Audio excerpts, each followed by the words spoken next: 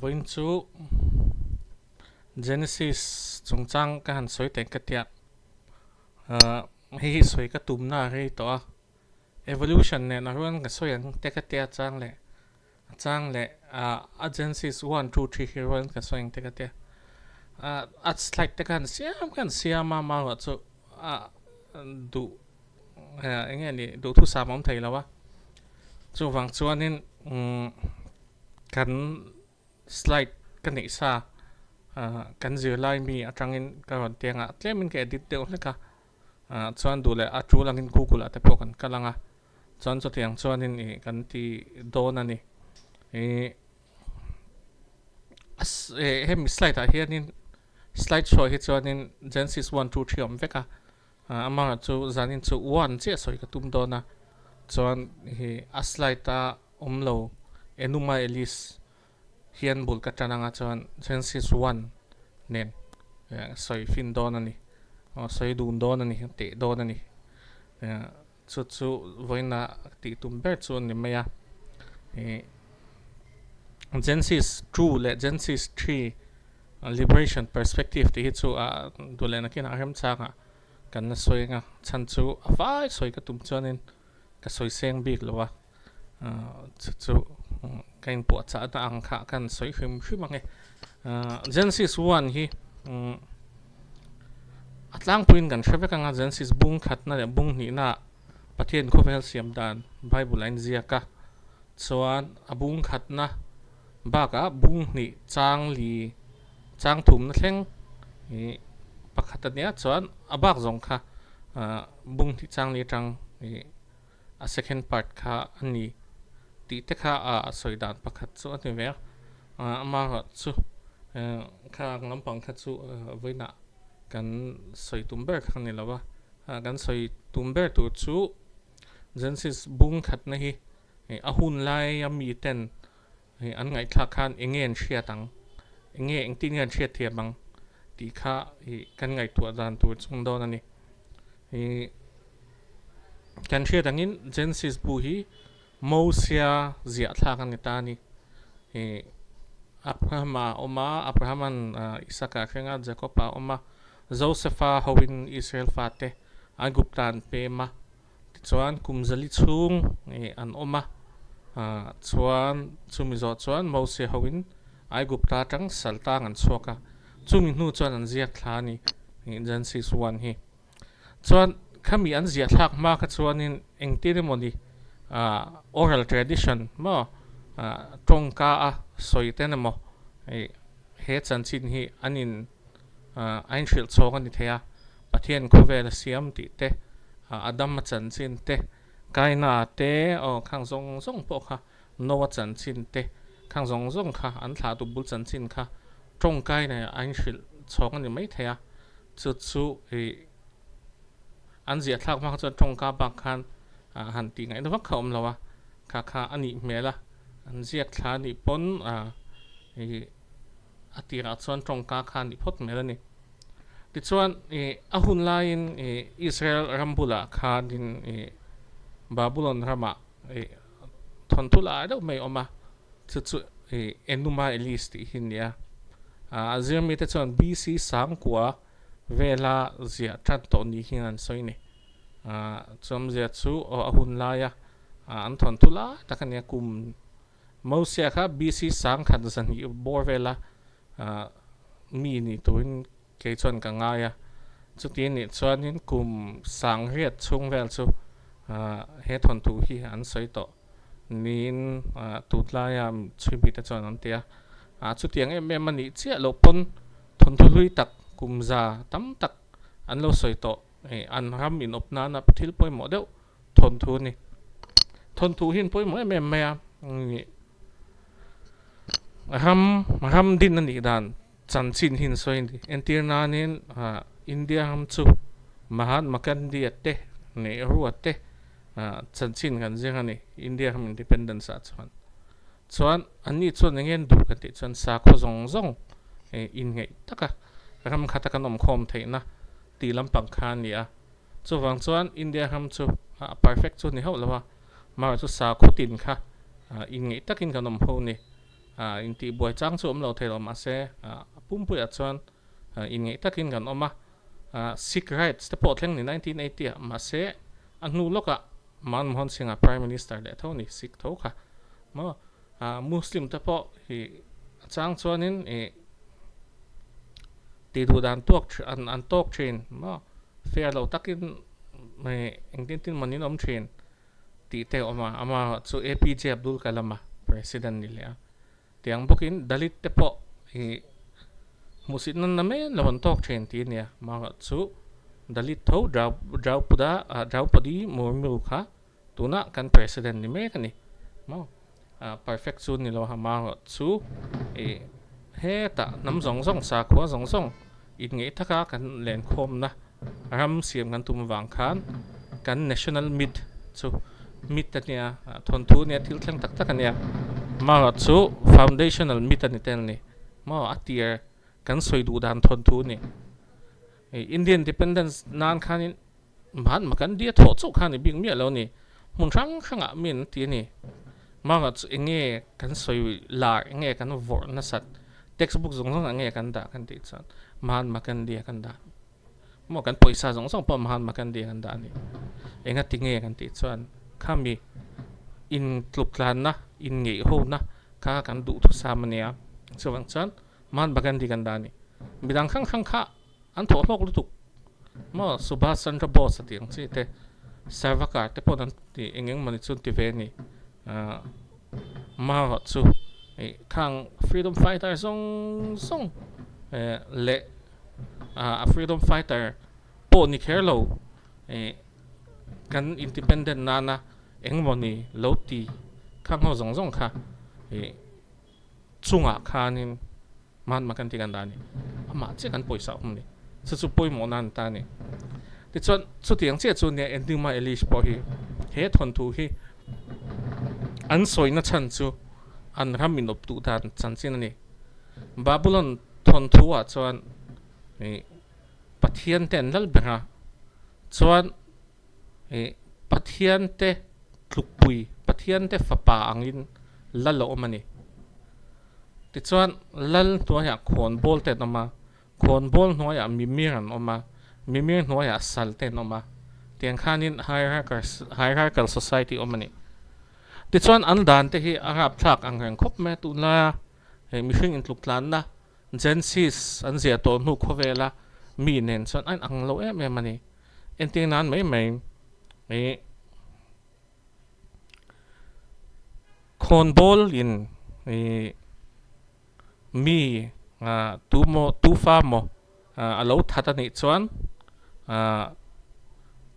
atha kha mimir ni ta se poisa choi tu ni ma chuan mi nu pui alo ui he ni pon poisa choi tu ni mi na han chunga ti ni chan ma se akpang khon bol pui chungan ti ni chuan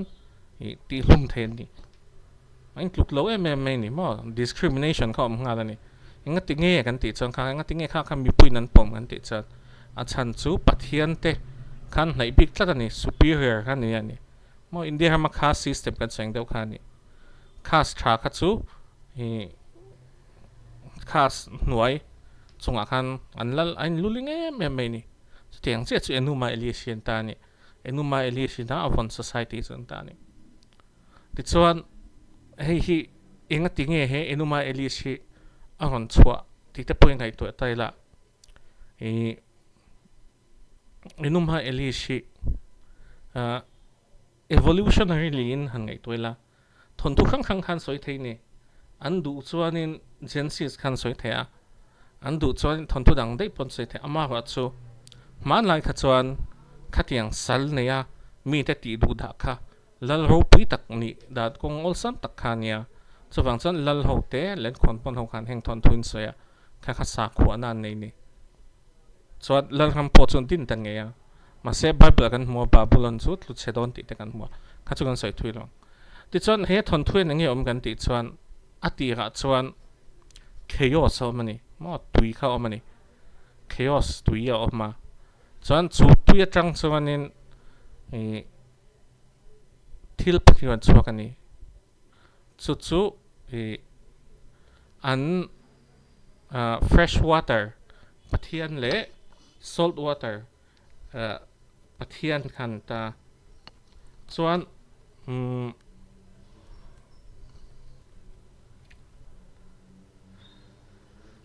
apsu le tiamat an ran chok ni apsu chu fresh water ania tiamat chu salt water ania apsu chu pathian pa ania ti chuan tiamat chu pathian nu nia helaya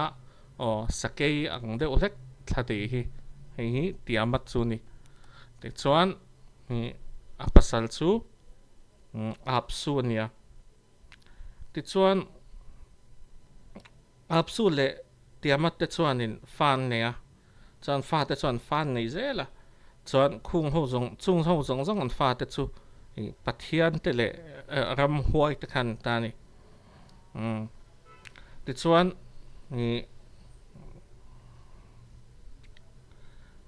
an nuwa chuanin apsu kha thla te khan tam to lutuka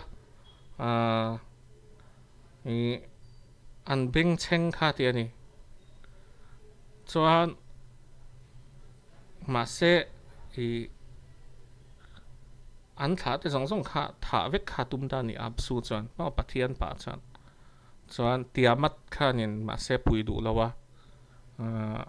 ma se apsu chuanin a chia hlo mu nen chuanin an plan an han siama pathian te chu le ram huai te chu tha vek an tum ta ni chuan an hanin bei than dona ma se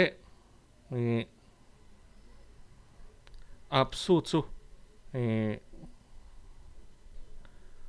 ia khanin amut thuk ti ha ti chuan ia chu an nia pathian te chuan an thata chuan pathian te chun him ta ni ma se apasal an tha angot awang khan tiamat kha lungoi talo em apsu ai po khanin tiamat chu thila ti theya tui pui ani kan ti kha mo tui pui nge lui thil ti thei ti la tui pui kan tiang mo tui pui kha lian zoka rap thak zok pok ta chuan a thina rim ta pathian te zong chu ti hlum veka tum ta ni a chan chu pathian te khanin apsu khan thata chuan ram huai ho khanin an pui bok ni tiamat te chu chuan an hanin do ta chuan a ti nga chuan pathian ho chan kha che me tiamat kha chak sia an hne thei lawa ti chuan pathian ho beidong chuanin marduka an kauta ding lampanga kan mu hi marduka chu nia ti chuan he marduka hi babulon ho pathian tu chuan ta ni chang tu pa tu ni chang tu pa chu han thleng ta chuan chang tu pa chuan tiam pathian ho hne na chuan lala min siamula ka soy piang in zom don chuan tiamat laka ka chanang cheu kha tia chuan pathian te chuan mardu ka chu lalan siam ta a thu piang an zom don ti khan soi ta chuan an hin do ta ni chuan mardu ka chu chaka chuan tiamati chu athata chuan aruang atang khan khovel le tuipui le vat na siamani ma khovel le tuipui le vat na siamani chuan ataksa tiamati kha tuipui tui alani kan ti to kha a then sanga vana tuite le hi lein noi tuite a then sanga ni chuan an ka khomola siamani chuan chu khomola chuanin mu thisenin mihring ho siama chuan pathian ho kha an pathian ho khanin mihring te khan thu noan da mihring kha asiam chan o ka soilo mardukan mihring ho siam chan chu khatia misol boss nu ti to mengo ti amatin ne nu khan marduka khan lal angin na aro rel chanta chuan na chang kha pathian ho kha pe a ni pathian te kha ni tin ni kha a hon chua tlai tlak le ngaya chuan thla pathian kha zana hon chua ve thung ngaya chuan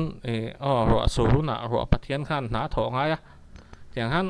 thi pathian te pon an ti tur te khan ti ve ngaya tiang khan na kha pot folio sem na sa ni chuan khang zong kha pathian ho khan ning lu tu ka ni kan ho tu pa chu in na ti tu min pen ma ni kha an tia chu wang chuan in an ma ni rong bol tu in mi hring ho siama chuan mi hring ho zinga pakhat kha mi hring ho tua siama mar tu ka kha pathian te ho tu niang bok khan mi hring ho tu kha om ve chu lalania lal noi khon bol noi mimir noya sante tiang zel khan anita chu an siam dan ta ti chuan kan soi tongin a hun laia an society kha caste system na sa taka oma chan chu ba ka chan mei chia kha enga tan fang man ngai lo ni a chan chu mar du ka mi pa nia chuan chu wang chuan mi pa te chia kha citizen an nia mei chia kha chu enga tan vak man ngai lo wa mei chia kha lo that palani chuan a mei chani tu pa kha mi fanu ni chuanin mi fanu pasal la nei lo ni chuan apa hne na poisa fine na nga ya chuan mi nu pu ni chuan a pasal hne na han poisa fine na nga ni tu chun society ania chuan om zia chu mei chia kha chu mi pa property chawan ni citizen an ni ve lo mo mi hring an ni ve lo ang deuh he ka khan an nga ni chu an dan anita chu hamu rabia dan tiang chia te le khang a khan kan mu ni khovela dan zia thak saper ani kha chu he genesis ron chuana context su ta ni a hun line min enge eng thon thu ngen hriat sa an ril ruwa khovel kha engangin in siam lian hriat kan ti chat he thon thuang hian an soi ni chuan chumi a chuanin hi kan munga a thim kha engtin nge genesis suan nain zia ve thung enuma at least su atlang pui kan soi to in du kha chuan internet a chia theya summary te po tam khop ma du du khan chia nga a poem ta ka po kha thui lu tu klem lawa chia du chuan a chia thei ni ti chuan genesis 1 le 2 chuan in mi hring te lo chua dan te mi hring har san 19 nge lo chua dan te le khovel le an siam tu te ne na an lai che na mi hring chung chang te le Israel ram lo chua dan kha Bible in asai tu ber chu ani ti chuan scientific account ne lem lawa ti chuan pathian chung chang soina zo kan ya theological account chung chang zo kan ya ti chuan chan tum tlang pui kha chu mi hring lampang kha ani zo ka universe in mi hring kha genesis a chuan ata chungnung zo kan ni ti chuan genesis a hen pathian thil siam reng reng khan and God said ti nge mo la pa chuan so ti chuan la pa chuan hetia lo ro se atia ti chuan lo ta a ti khan mun thuma khan an transition pathian in a soya ti te chu bi khami chu lo ro se ti te le ti chuan a lo ta ti khan zel ni mo kha he dan ni verse 3 Genesis bung khat chang thum en taila pathum khan tiang khan omanga bung huka a chang huka ma chan chang kwa tiang zang khan ani ti chuan chu ba ka chuanin step 7 thleng oma ti chuan pathian na siama ti te en gon be ti te pathian in tha ti hle a ti te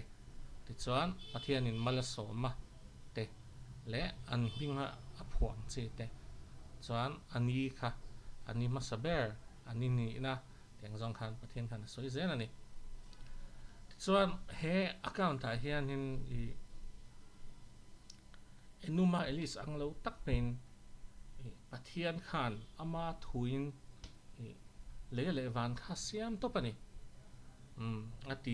ati ra pathian in le le van siam khan ti khan en tran ani kan soi tong khan enuma elis hi gen si suan nen apul in tran nai nang che che ni chang khan na mizo tong chuan hi atirin pathian le le van siama tin kan let linga ama wa chu ale lin dan dik zok tak chu atira pathian in le le van siam khan ti tu zo ne chu enuma elis nen hian ang che che ni atira pathian le le van siam chuan ti ve ve ne hebrai tonga po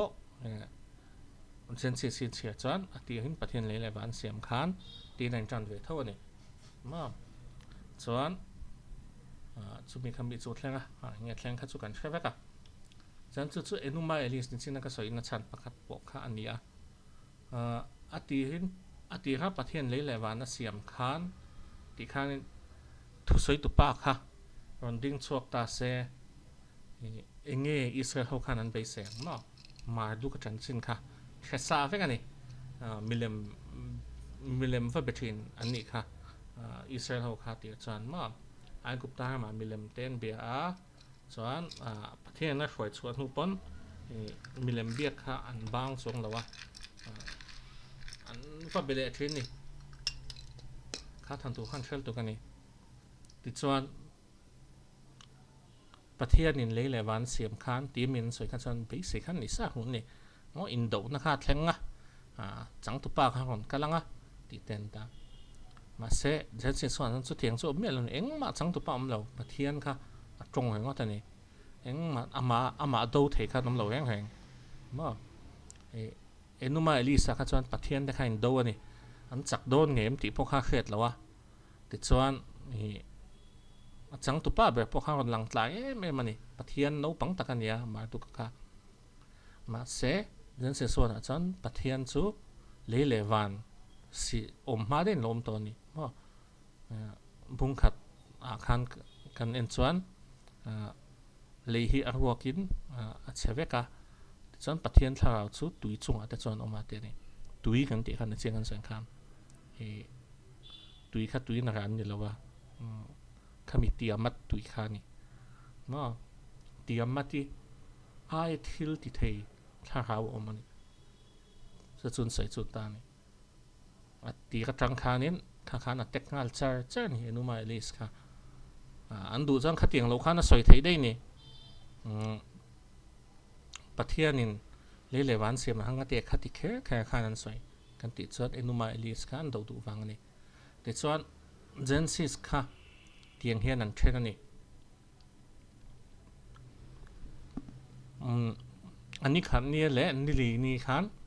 van chan chin an soya ni le ni nga ni khan bo rock chan chin na tui le bo rock chuan an thum ni le ni huk ni khan ni lei chan chin chan sang ni chu sabat ni pathian na chol ni kha kha ni chuan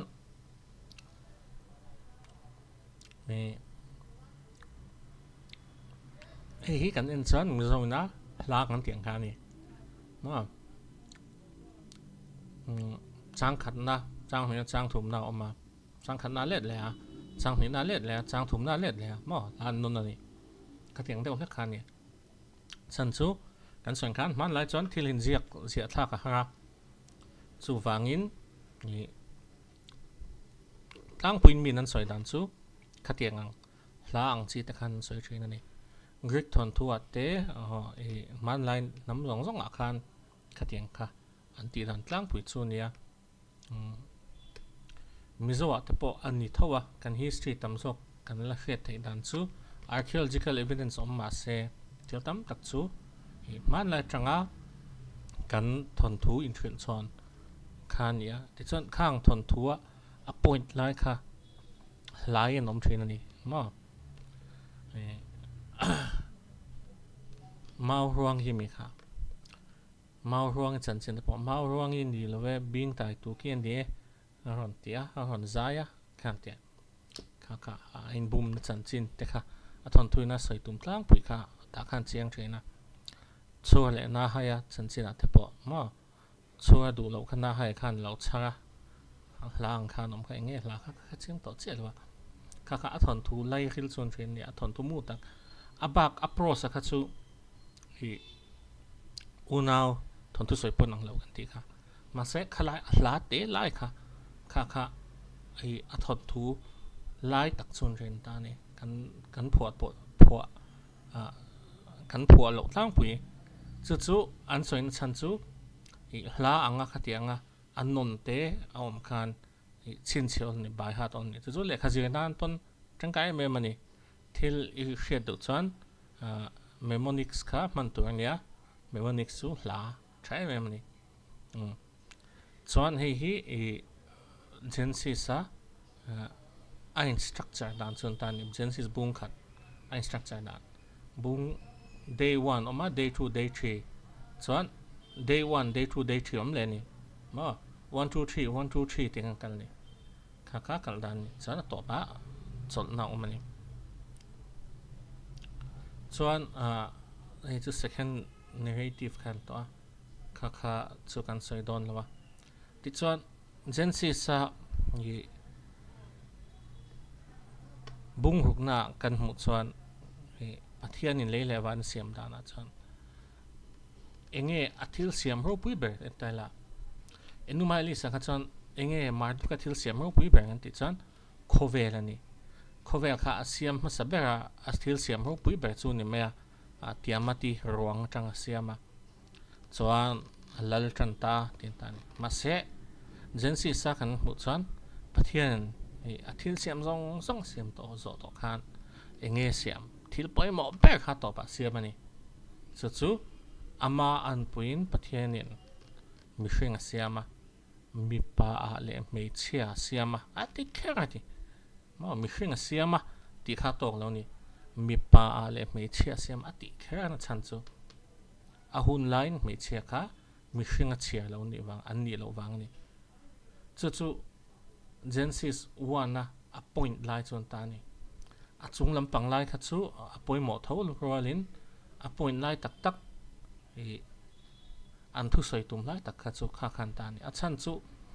a narrative structure enuma elis kha atia kha chanin an do char